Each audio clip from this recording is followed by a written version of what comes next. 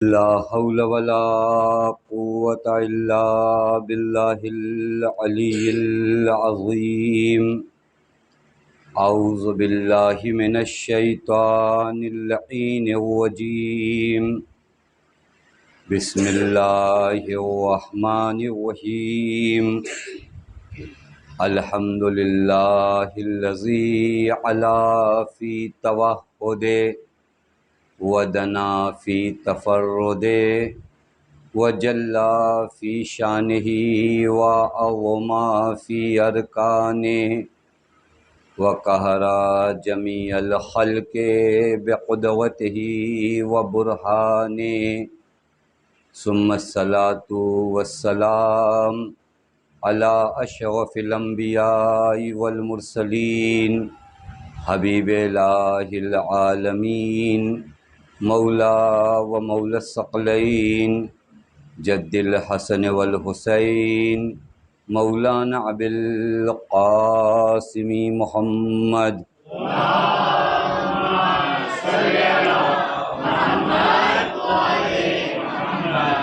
وعلى اہل بیتہ الطیبین الطاہرین المعصومین المظلومین المنتجبین لا سیما بقیت اللہ فی الارضین واللعنۃ الدائمۃ الباقیۃ العاجلہ علی اعدائہم ومنکری فضائلہم وغاصبی حقوقہم ومخربی شریعتہم اجمعین من الآن الی یوم الدین اما بعد فقد قال اللہ الحکیم فی محکم کتابہ بسم اللہ الرحمن الرحیم یا ایہا الذین آمنوا استجیبوا للہ وللرسول اذا دعاکم لما یحییکم واعلموا ان اللہ یحول بین المرء وقلبہ وَأَنَّهُ إِلَيْهِ تُحْشَرُونَ. صلوات پڑھیں محمد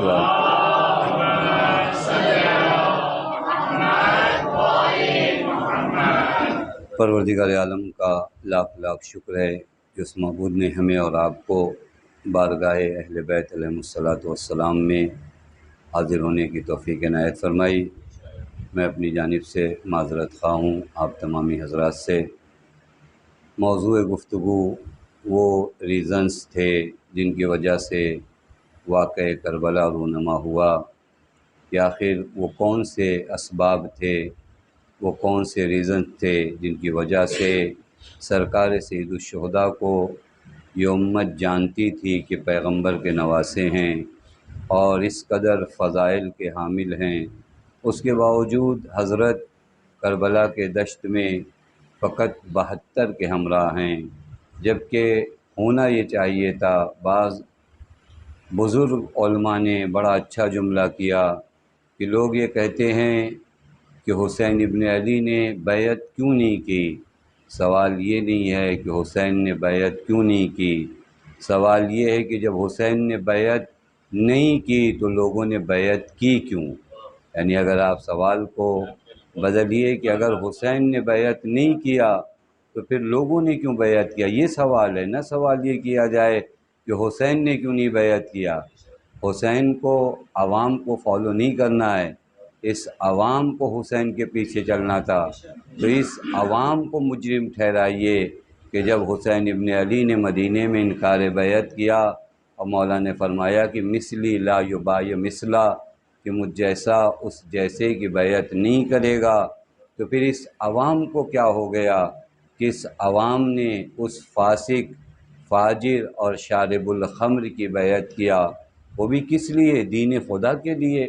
یعنی جہاں پر بے دینی اپنی انتہا کو پہنچے آپ اسے زمام حکومت دے رہے ہیں. اسی وجہ سے تو مولا نے فرمایا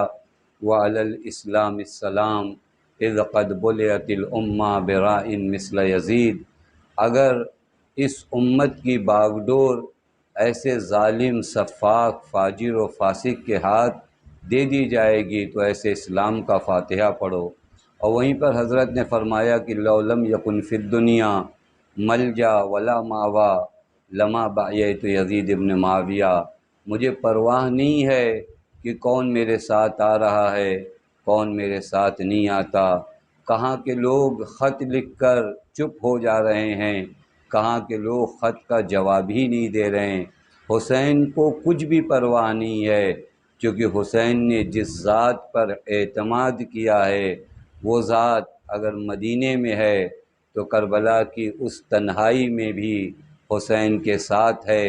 جب حسین زیر خنجر ہیں۔ لہذا ہر موڑ پر اگر آپ حضرت کے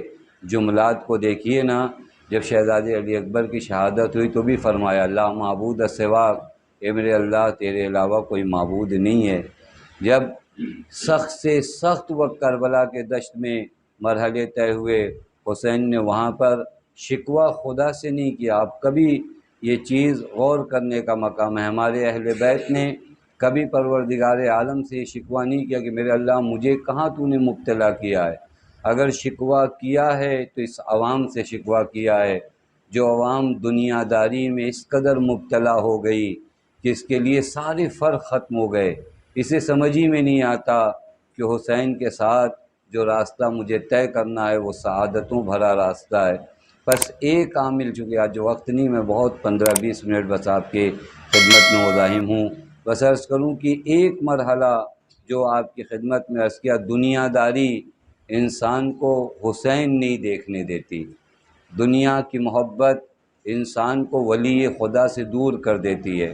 اور آج پوری پلاننگ اس بات پر ہے کہ آپ ولی خدا سے دور ہو جاؤ، آپ حجت خدا سے دور ہو جاؤ، اور ولی خدا سے دور ہونے کے بعد نہ آپ کو آپ کی نمازیں بچا پائیں گی، نہ آپ کو آپ کے روزے بتا پائیں گے۔ وہ دعائے معرفت پڑھتے ہیں نہیں، اللہم عرفنی نفسک فإنک ان لم تعرفنی نفسک لم عارف رسولک، اے میرے اللہ تو مجھے اپنے آپ کی معرفت کروا، اور اگر میں نے تجھے نہیں پہچانا تو تیرے رسول کو نہیں پہچانا، اور تو اپنے رسول کی معرفت کروا، فإن لم تعرفنی رسولک فلم عارف حجتک، اور اس کے بعد کا جملہ ہے اللہم عرفنی حجتک، مجھے اپنی حجت کی معرفت کرا، کیونکہ انک ان لم تعرفنی حجتک ضللت عن دینی، یہی جملہ ہے کہ اگر میں نے حجت خدا کو نہیں پہچانا، اس کے بعد دین نماز نہیں ہے، روزہ دین نہیں ہے۔ توجہ فرما رہے ہیں، دین وہ حجت خدا ہے، اگر اس کے ساتھ ہو تو دین ہے، اس کے ساتھ نہیں ہو تو خانہ کعبہ بھی موت آ جائے تو بے دینی کی موت ہے۔ توجہ فرما رہے ہیں، معیار فقط حجت اگر حجت خدا ساتھ نہیں ہے تو خانہ کعبہ کے اندر موت آئے تو بے دینی کی موت ہے۔ اور آپ دیکھ لو تاریخ کے، الحمدللہ آپ حضرات مجلسوں میں اس قدر آتے ہیں، آپ جانتے ہیں کوئی خانہ کعبہ کو سپر بناتا ہے اور کوئی خانہ کعبہ کو بچانے کے لیے کربلا تک جاتا ہے۔ ان دو کرداروں میں بہت فرق ہے۔ کوئی اپنی جان بچانے کے لیے غلاف کعبہ کو آگے کرتا ہے، کوئی اپنا سینہ آگے کرتا ہے تاکہ غلاف کعبہ بچ جائے۔ یہ دو عظیم کردار ہیں۔ آپ پوری تاریخ ذہن میں لائیے کہ بعضوں نے خانہ کعبہ کا اپنے آپ کو اس وجہ سے خانہ کعبہ میں مقیم رکھا کہ جان بچ جائے، اور حسین نے کعبے کی عظمت بچانے کے لیے کعبے سے نکل کر کربلا بسایا، اور یہیں سے خدا جو انعام دیتا ہے کہ تم کعبے میں رہو گے، تمہارا ذکر نہیں ہوگا، حسین دشت میں چلا جائے گا لیکن اتنا معظم بنا دوں گا کہ 1400 سال تک وہ دشت فخر کعبہ بن جائے گا۔ توجہ فرما رہے ہیں، اس زمین کو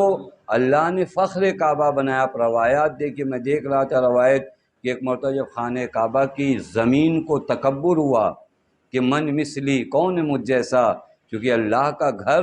مجھ پر ہے، اور واقعاً یہ قابل افتخار بات نہیں ہے۔ کہیں پہ بیت اللہ اگر ہو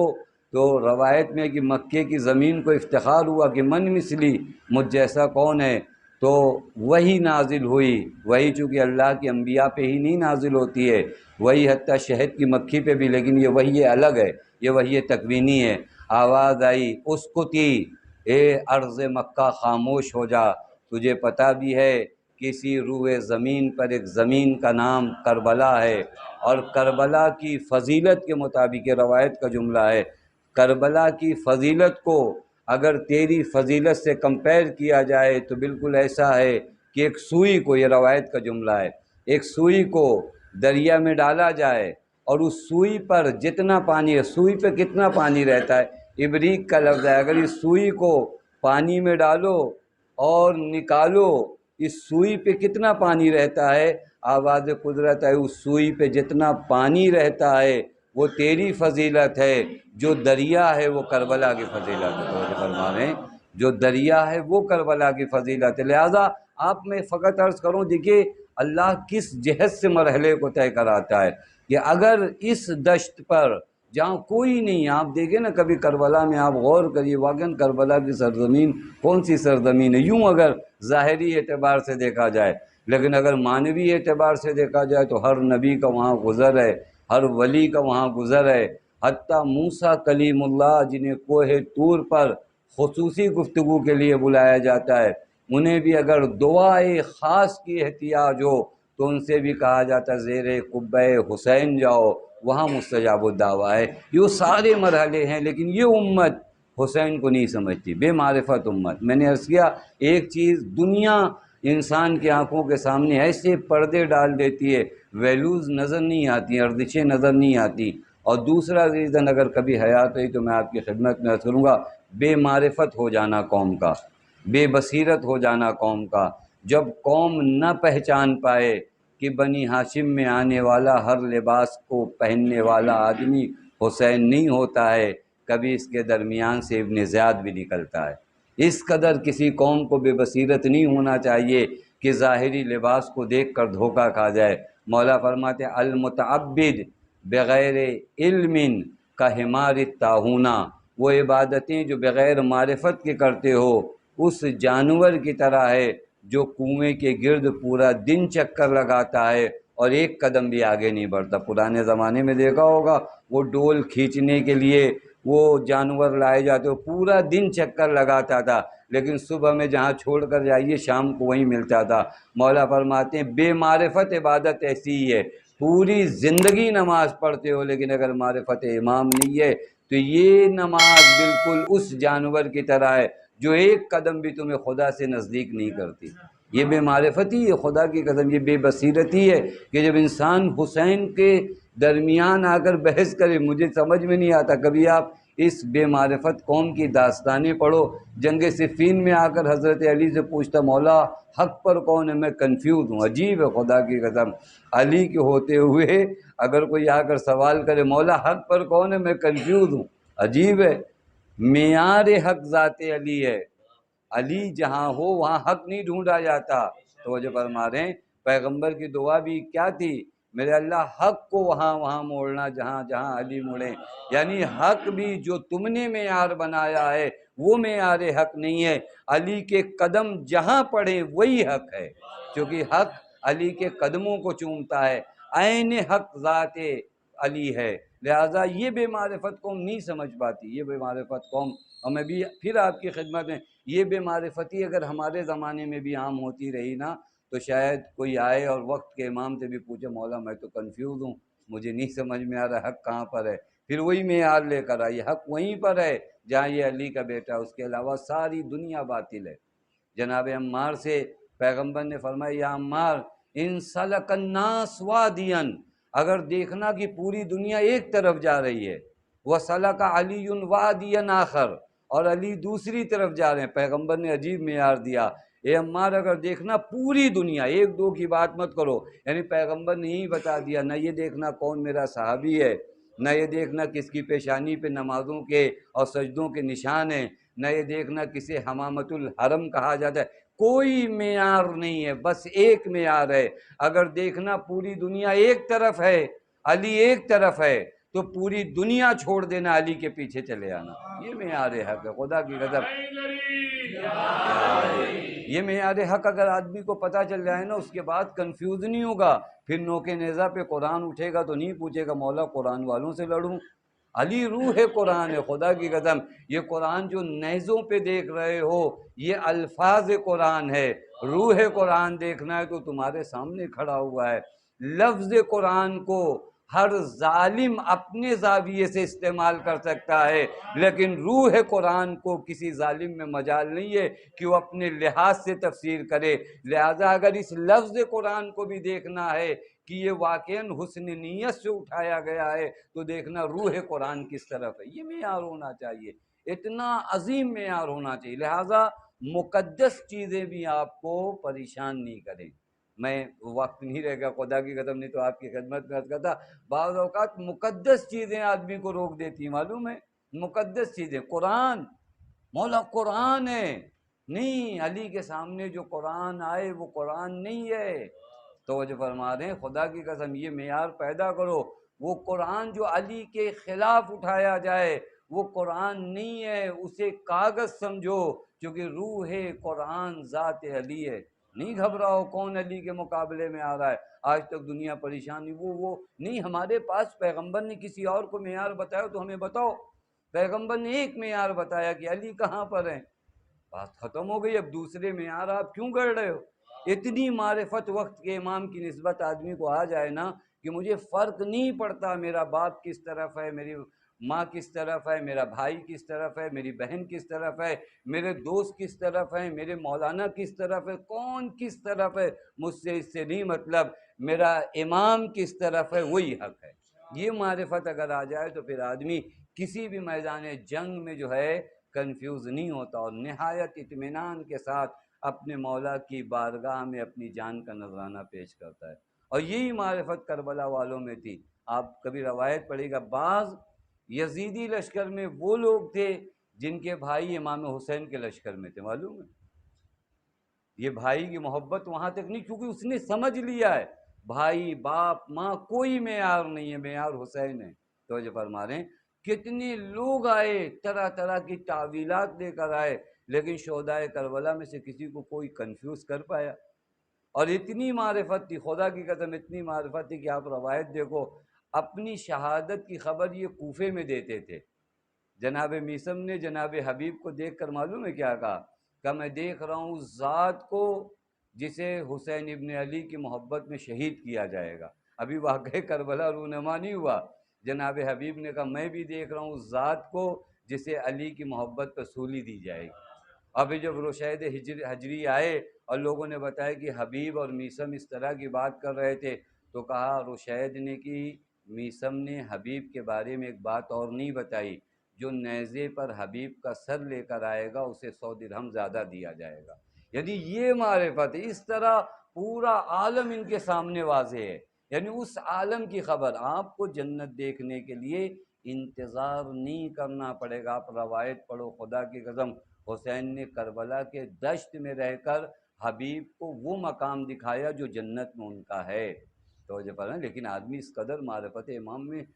گرویدہ تو ہو جائے حسین کے لیے، پھر وہ پردے ہماری آنکھوں کے لیے ہیں، حسین وہ سارے پردے ختم کر دیتے ہیں، اور جن کی آنکھوں سے وہ پردے ختم ہوئے کنفیوز نہیں ہوئے۔ اور میں نے کل بھی عرض کیا تھا، یہاں پر ایک اہم رول جو ادا ہوا ہے وہ اسرائے کربلا نے ادا کیا ہے۔ آپ دیکھ لیجیے اسرائے کربلا کا مرحلہ آسانی، یہ بامعرفت کاروان ہے جو کربلا سے نکلا تھا، اس نے ایک لمحے کے لیے بھی وہاں خاموشی نہیں اختیار کی جہاں بولنا تھا۔ کہیں پر ایسا مرحلہ آیا جہاں بولنا تھا اور خاموش ہو گئے۔ میں نے روایت دیکھا ہے، خدا کی قسم، جب بی بی سلام اللہ علیہ ابن زیاد کے دربار میں گئی ہیں نا، اتنے وقار و اطمینان کے ساتھ بی بی اس دربار میں گئی ہیں کہ ملعون کہتا ہے من ہذہ المتنکرہ، یہ کون بی بی ہے جو اس تکبر کے ساتھ آ رہی ہے؟ زینب کے وقار کو ظالم نگاہوں نے تکبر دیکھا، لیکن آپ کبھی سمجھو تو وہ بہن آ رہی ہے جس نے ابھی 72 جنازے دیکھے ہیں، وہ جس نے حسین کے پامال لاشیں دیکھی ہے، لیکن جب وارد ہوئی ہیں دربار میں تو ایسا نہیں ہے کہ ڈری ہیں، ایسا نہیں ہے کہ سہمی ہیں، ایسا نہیں ہے کہ گھبرائی ہیں۔ ابن زیاد کو لگا کہ سب ختم ہو گیا، اور صحیح بات ہے، اگر کوئی معمولی خاتون ہو، آپ دیکھیے کبھی غور کریے نا، میں نے شاید کبھی آپ کی خدمت میں عرض کیا تھا، اگر ایک رات کوئی ہمارا اس دنیا سے چلا جائے، آپ گھر کی عورت کو کوئی ذمہ داری نہیں دیتے، حتیٰ اس سے چابی بھی نہیں پوچھتے کہ کہاں پر ہے، کیونکہ معلوم ہے کہ ابھی یہ جنازے پہ روئی ہے، ابھی اس کے حواس صحیح نہیں ہیں۔ لیکن خدا کی قسم حسین کو اپنی بہن پہ کتنا بھروسہ تھا، شام غریبہ کی ساری ذمہ داریاں زینب کو دے کر گئے، اور ساتھ میں یہ بھی کہا کہ یا اختہ لا تنسینی فی الصلاۃ اللیل، کس قدر اعتماد ہے حسین کو زینب پر کہ شام غریبہ بھی میری بہن نماز شب نہیں چھوڑے گی۔ یہ معمولی مرحلہ نہیں ارباب اعضاء، شام غریبہ نماز، امام سجاد فرماتے میں نے دیکھا میری پھوپھی شام غریبہ نماز شب پڑھ رہی تھی، لیکن ہاں انداز بدلا ہوا تھا، آج زینب کھڑے ہو کر نہیں پڑھ پا رہی تھی، آج زینب کھڑے ہو کر نماز نہیں پڑھ پا رہی تھی، کیونکہ آج صبح سے حسین لاشیں لاتے تھے زینب روتی تھی، کبھی قاسم کا لاشا آتا تھا زینب بڑھ کر لے لیتی تھی، کبھی اکبر کا لاشا آتا تھا، ہاں 2 جنازے آئے تھے، جب حسین لے کر آئے تو زینب در خیمہ پہ نہیں آئی، مجھے نہیں سمجھ میں آتا یہ 2 جنازے لینے زینب کیوں نہیں آئی، شاید ایک وجہ یہ رہی ہو کہیں مجھے دیکھ کر میرے بھائی کے چہرے پر یہ آثار نہ آ جائے، تو میں نہیں چاہتی حسین کے چہرے کو دیکھوں اس طرح۔ صبح سے زینب جنازوں پہ گریا کر رہی ہے، اور ایک جنازہ تو اتنا سخت تھا جو زینب کے بھائی کا تھا، جہاں زینب نے عجیب منظر دیکھا تھا، وَالشِّمْرُ جَالِسٌ عَلَى صَدْرِ الْحُسَيْن، ارے جس سینے کو پیغمبر چومتے تھے اسی سینے پہ شمر بیٹھا ہوا تھا۔ وہ تمام منظر دیکھیں، بس ارباب اعضاء بات شام غریبہ کی آ گئی نا، میں فقط ایک روایت آپ کی خدمت میں پڑھوں۔ فاطمہ کبریٰ کہتی ہیں جب شام غریبہ ہماری چادریں لوٹی جانے لگیں، ہمارے زیورات لوٹے جانے لگے، ایک ظالم میری چادر چھیننے کے لیے میرا تعاقب کرنے لگا، میں اپنی چادر کو بچانے کے لیے بھاگ رہی تھی، اس ظالم نے نیزے کی نوک سے مجھے مارا، میں منہ کے بل گر گئی اور میں بے ہوش ہو گئی، لیکن جب ہوش آیا تو میرا سر میری پھوپھی کے زانوں پہ تھا،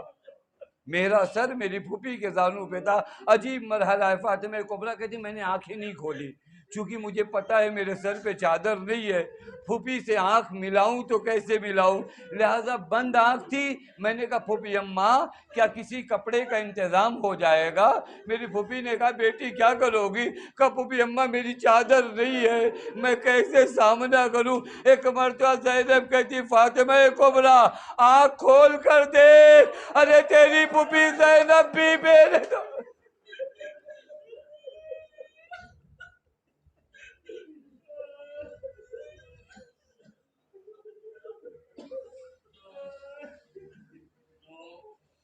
وَسَيَعْلَمُ الَّذِينَ ظَلَمُوا أَيَّ مُنقَلِبٍ يَنقَلِبُونَ إِنَّا لِلَّهِ وَإِنَّا إِلَيْهِ رَاجِعُونَ